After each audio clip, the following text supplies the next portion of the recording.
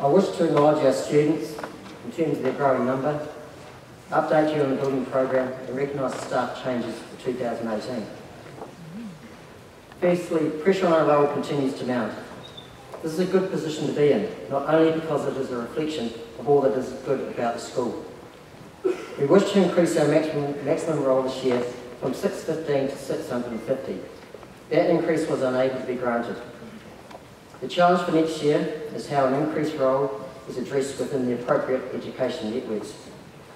Our maximum role needs to be appropriate to the population growth within our catchment parishes and recognise the significant growth to the southern and western suburbs of the city following the earthquakes. The role has been steadily increasing over recent years.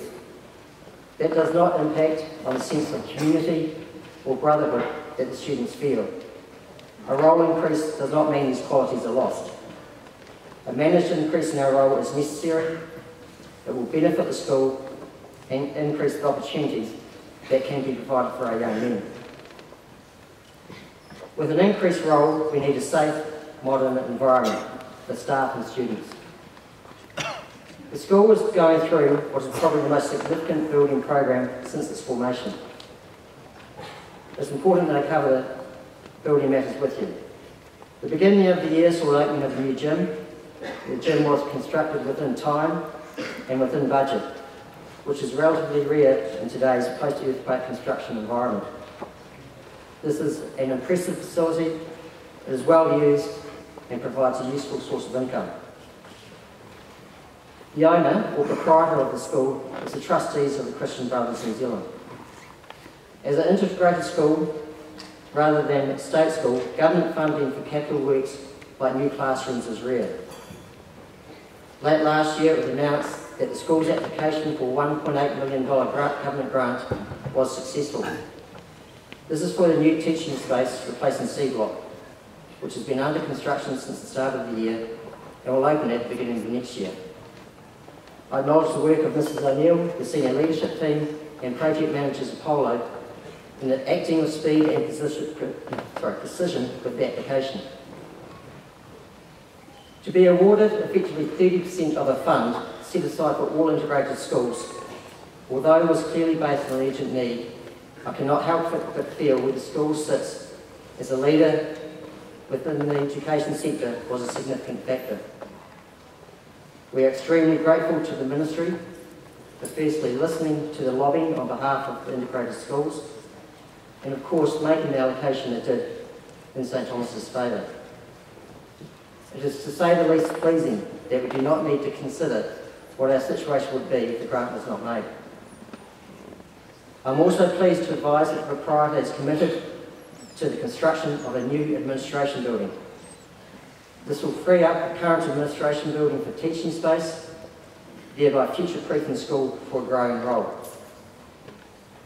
I thank the staff and students for their patience in working within limited space as the board and proprietor work through these significant building issues. We cannot have a building program without addressing its financial implications. In dollar terms, the amount of voluntary school fees will remain unchanged for 2018. There is one administrative change in that last year's additional contribution has been renamed as an infrastructure contribution to cover such things as fit-out, security systems and landscaping and the like. Significant costs that are not that of the proprietor, but a cost the school was put to as a direct result of the building program. We're working hard with the proprietor to limit the costs to families. The proprietor has indicated the need to increase attendance dues by 5% per annum over the coming year as it prudently addresses debt servicing. This represents an approximately $40 increase per annum. The board, as far as possible, will try to ensure there's a balance between attendance dues and voluntary payments so that the total overall school fees remain as stable as realistically possible.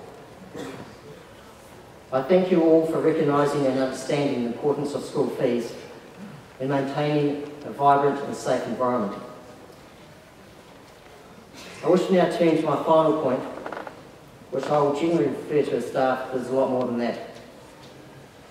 Your board supports the implementation of a progressive and innovative curriculum. Can I urge the school community to take up opportunities the school provides to understand how the school is evolving, whether that be by information evenings, the newsletter, school Facebook messages, or mentoring meetings. Many of these will answer any residual queries you have as your son progresses through school. This year, 95% of staff have been undertaking postgraduate studies around 21st century learning. This is an astonishing figure. The commitment in both time and inevitable stress that comes with study while working is a true reflection of your professionalism and commitment to the school and its students. This is in addition to the work staff do outside the classroom with sporting and cultural activities. We are very fortunate with the staff we have at the school. As you will be aware, last term we completed the principal appointment process. The board knew this in all likelihood would be the biggest decision we will have to make.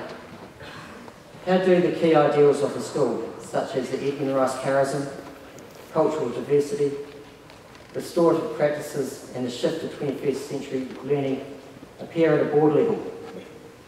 These cornerstones of the college were significant qualities the board sought in a new principal. The board stayed true to these values at a time of considerable pressure.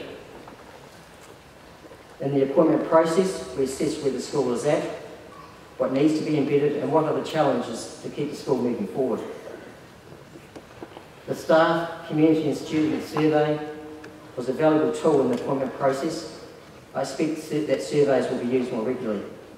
The process was comprehensive, involved the full board and 2 external advisors. Advertising took place within New Zealand and via 80 Edmund Rice schools in Australia. It is an exciting time as the school, as it moves into a new era with only its 3rd lay principal. We wish Mr Hart well as he takes up the role in 2018. The appointment of Mr Hart as principal has resulted in a change in the management structure. The vacant DP position created with Mr Hart's appointment has led to the establishment of 3 assistant principals who join the senior leadership team. I congratulate Mr Milne, Mr Barclay and Mr Washington on the appointment as APs. To reflect his change in roles, Mr Hart will no longer have a specific active interest in the sporting character of the college, as he will now oversee all aspects of college life, and a new director of sport is in the process of being appointed. Finally, of course, to welcome a new principal, we must farewell Mrs O'Neill. Michael Bendale will speak further to her legacy, however I wish to make a few brief comments. Mrs O'Neill's achievements as principal are significant and will be long-lasting. The advertisement for her replacement evidenced the path she has taken to school.